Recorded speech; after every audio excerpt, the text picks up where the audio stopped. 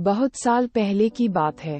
एक आलसी लेकिन भोला भाला युवक था आनंद। दिन भर कोई काम नहीं करता, बस खाता ही रहता और सोए रहता। घर वालों ने कहा कि चलो जाओ निकलो घर से, कोई काम धाम करते नहीं हो, बस पड़े रहते हो। वह घर से निकलकर यूं ही भटकते हुए एक आश्रम पहुंचा।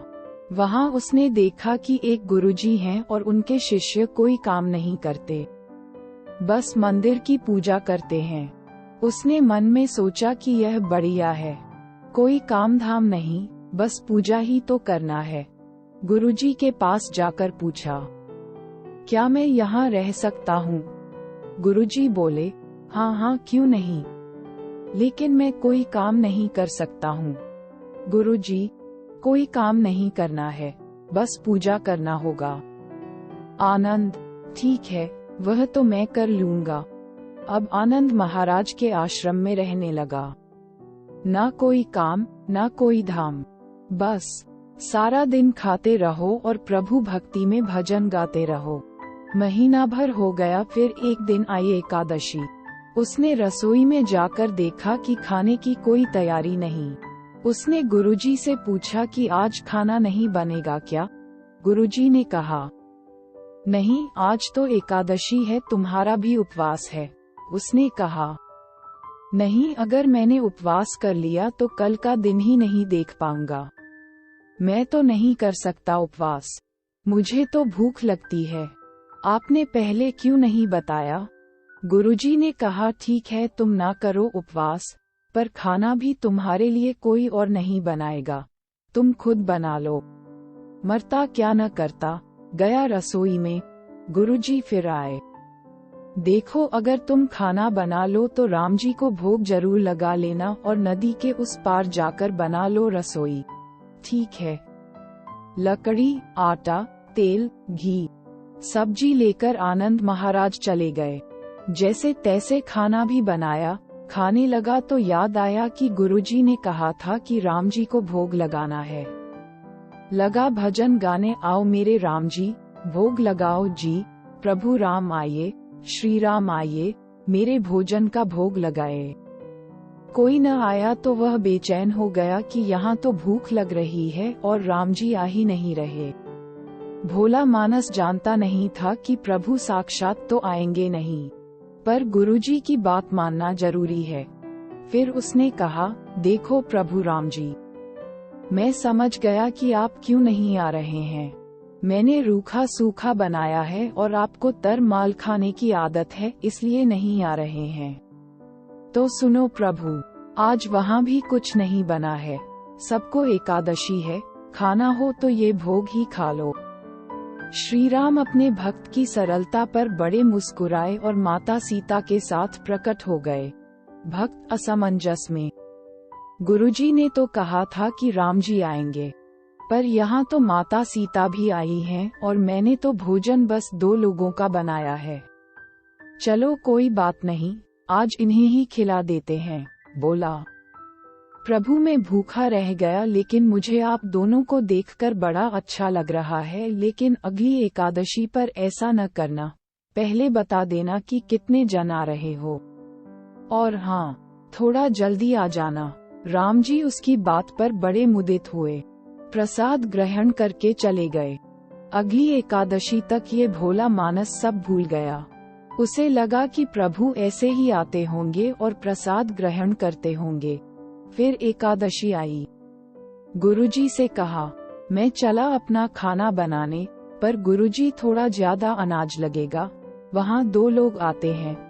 गुरुजी मुस्कुराए, भूख के मारे बावला है।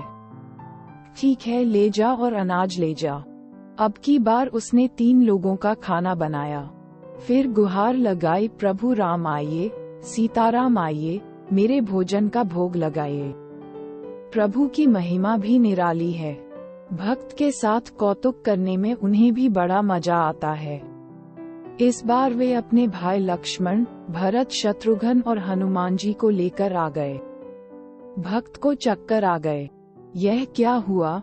एक का भोजन बनाया तो 2 आए, आज 2 का खाना ज्यादा बनाया तो पूरा खानदान आ गया। लगता है आज भी भूखा ही रहना पड़ेगा।